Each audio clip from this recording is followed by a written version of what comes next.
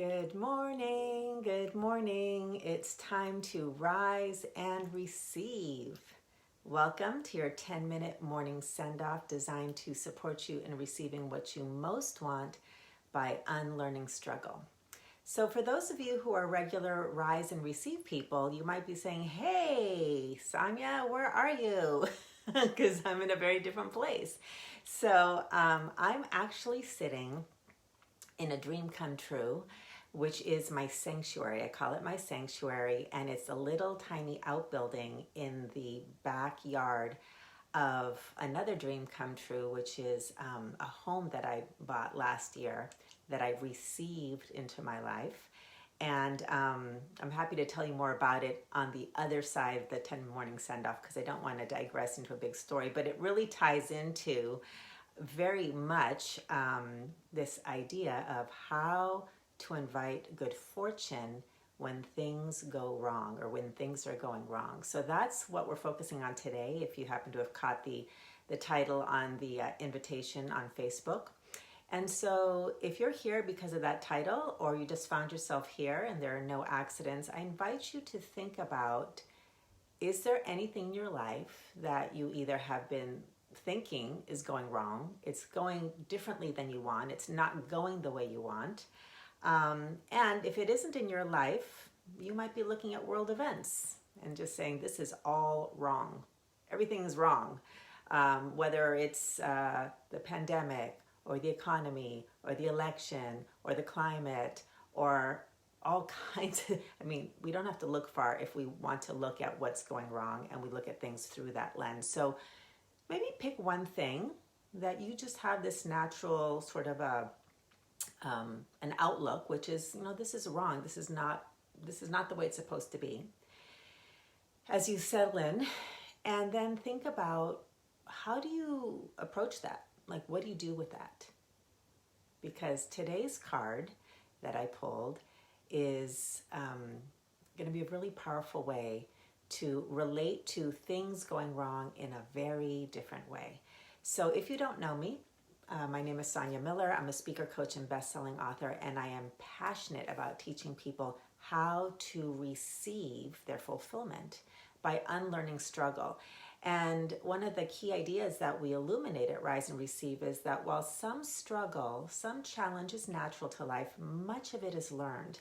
And if we are people, if you're somebody who really just feels like you're always working hard and everything's a struggle, and you've been working for a long time, and you still have not received your long overdue rewards, or you're stuck in your manifestation efforts, or you just keep wondering, when's it going to be my turn?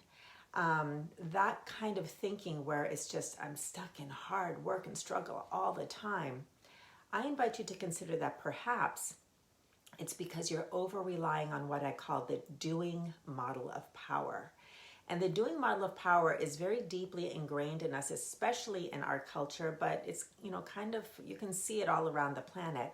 And what happens is when all we know is how to do, hunt, figure out, and pursue our goals, and we don't know the counterbalance to that, which is receiving, you can be working hard for your whole life and still be waiting for everything that you've been working hard for. So here we talk about the very specific, concrete, and results-producing skill set that is receiving. And receiving is based in the being model of power. Another distinction between doing and being is that the doing model of power is intention-based. So we're going after things. We are solving problems. When things go wrong, just like we're talking about today, we approach it as a problem to fix. The being model of power is invitation-based. So intention-based and invitation-based. And instead of seeing things as a problem, we learn how to receive everything that life gives us, what we do want and the don't wants. And we learn how to do that with safety because life always offers kindness. And as you start to realize and explore how that is true, you start to invite things into your life, good fortune, better than you could ever conceive of with your mind or do through a bunch of action. So that's what we do here at Rise and Receive. And each day I pull one card from my brand new Receive card deck, which has a receiving principle on it, and I allow it to inspire the message that you get to take into your day. So today, I pulled a card called Be an Invitation. Be an invitation. And one of the reasons I pulled that card specifically is this particular week at Rise and Receive, I'm going to be focusing on one of the most essential concepts to receiving, which is spaciousness, the power of spaciousness. And the reason I'm doing that is a bit of a preview, a little bit of an invitation for something new that I'm starting on Monday, November 9th. So you can mark your calendar. I am starting something that's called a 30-day challenge, all about start receiving now. And it's about creating space to receive 15 minutes a day. So I'll share more about that at the end. But for now, let's talk about how to invite good fortune when things are going wrong. So if you would like to get the whole read on Be an Invitation, I will include a link because I did a video on that. But today I've pulled an excerpt, and that's what we're going to unpack a little bit further. So here it goes. By the way, in addition to a different background, I had to MacGyver my entire video studio for today because I forgot everything. So I'm going to read from my computer. Here we go. All right. This is from Be an Invitation. So think about if something is going wrong or you think that something's going wrong and see how this applies. If you try to force something that isn't ready to be, you will struggle. And because beneath your impulse to force is your belief that you have a problem, you will struggle even more because your consciousness will perceive more problems. In other words, when things don't go your way, in other words, when things go wrong, it's a problem. When you don't have an answer to your question, it's a problem. When you feel unmotivated, it's a problem. But problems only exist if you look for them and believe in them. If instead you practice shifting your awareness from seeing problems to seeing opportunities for invitation, you will begin to unlearn struggle. Your awareness is a space in which you receive. If you see your life through the lens of problems and wrongness, remember, if things go wrong, you'll receive an abundance of problems and wrongness. Yet if you become willing to see all that is right in your life, you'll become an invitation for the kindness, abundance, and joyful possibilities that are always right here, right now. So, if things are going wrong in your life, or you're looking onto the world stage and pretty much all you can see is everything that's wrong, simply notice that. Just become aware. That is what is in your awareness. That is what you are receiving into your life. Problems and wrongness, because that is how you're looking at everything. And all of your power to invite good fortune begins with that awareness. And then as you become aware, every time you notice, take a breath. And here's your invitation, your willingness mantra for the day. Say it as often as you possibly can. It becomes your invitation for good fortune when things are going wrong. I am willing to see all that is right in my life.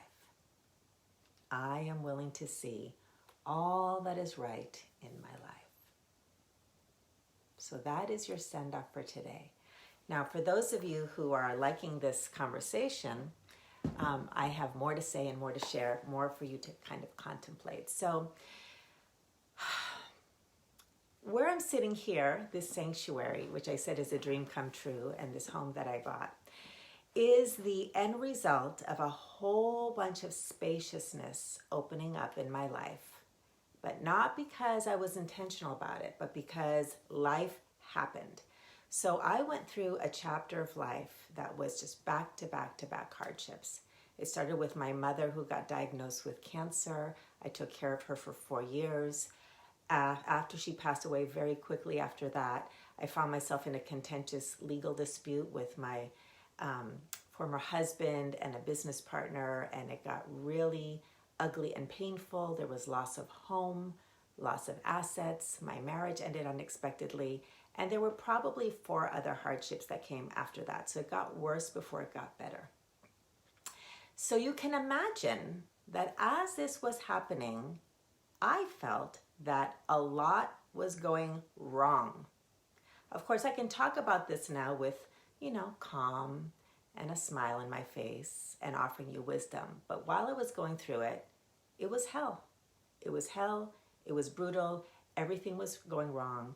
And my survival instinct, which is what most of us do when everything starts to go wrong, whether it's on a small scale or a large scale, okay, is I wanted to control the uncontrollable. Like this card said, I wanted to force things to go my way. And absolutely nothing could be controlled. Nothing. So after chapter 1 and then chapter 2 and chapter 3, I started to get so broken down and so tired of trying to control the uncontrollable that I finally started to surrender. Because I kept saying, when this is over, then I can get control over my life. And then something else would happen. And when this is over, then I'll get control. And when this is over, then I'll get control. So that's what we do when things go wrong. We try to force things to go our way and get control because we don't know any better. Now, there's 2 kind of fundamental beliefs that drive that. Number 1 is that we don't believe that life is kind. We don't believe that there's an inherent kindness in life.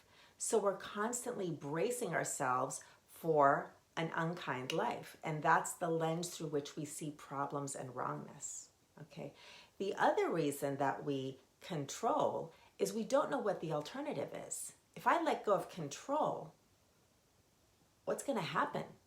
There's just a lot of falling through space, through emptiness. And for most of us, space is terrifying because we just don't know what the power of spaciousness is. We feel powerful with thinking and figuring out and doing, but when we're in spaciousness, all there is being. And, what power is there in being? Well, if you don't know what the power of being is, there's no power in it. So we go back to controlling. And so what I want to offer through what I learned was that as I had to let go of all of the things that gave me an illusion of control and I surrendered, this spaciousness opened up for me. And I did. I felt like I was falling through space a lot and I kept trying to control things. But ultimately, I came out the other side understanding that space is the invitation for the kindness of life.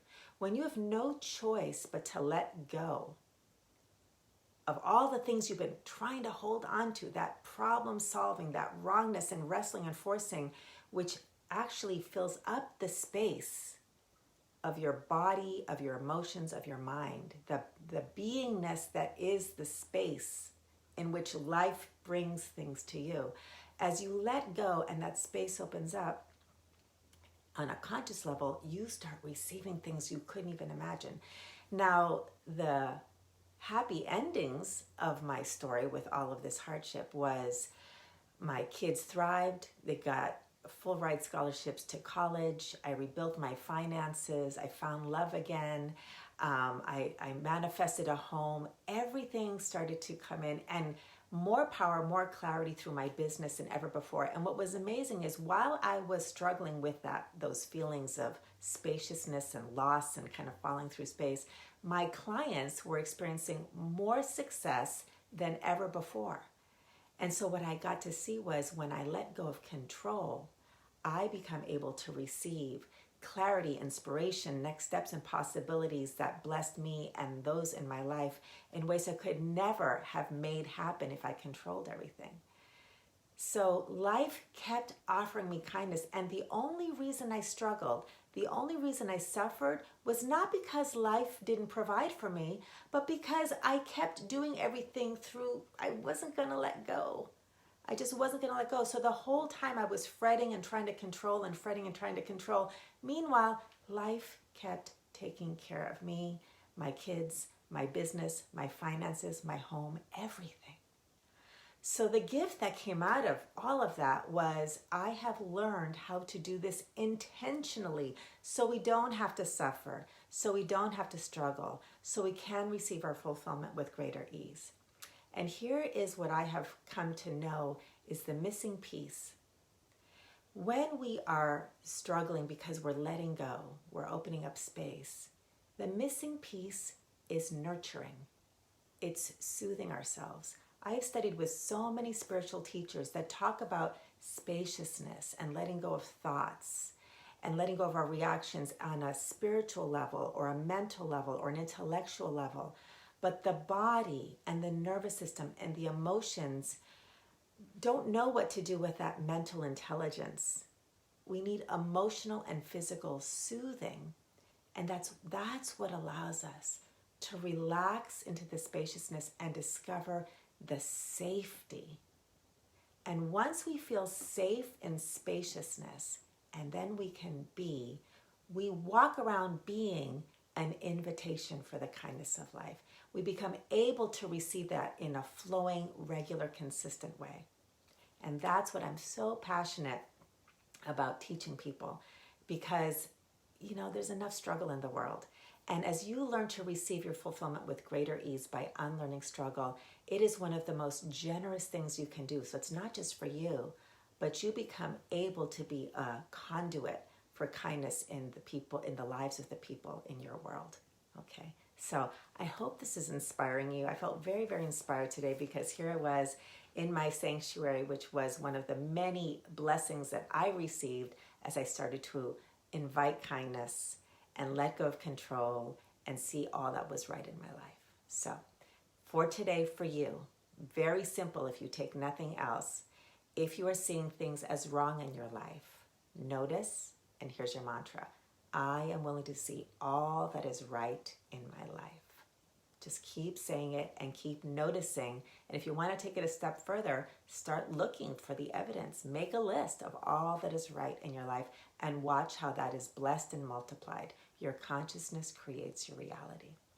And if this conversation about spaciousness speaks to you, please keep coming back. I'm going to include the link once I have it. It should be either later today or tomorrow for the 30-day challenge, where all we do is we put the highest priority on creating space in our lives. 15 minutes a day, you will receive a short video, a short teaching, and an opportunity to create spaciousness and learn how to relate to spaciousness in a way that is so powerful that you start receiving right now.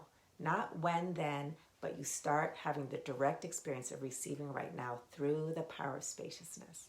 So I hope this was helpful to you. If it was, please like, please share, please hit the red subscribe button if you're on YouTube.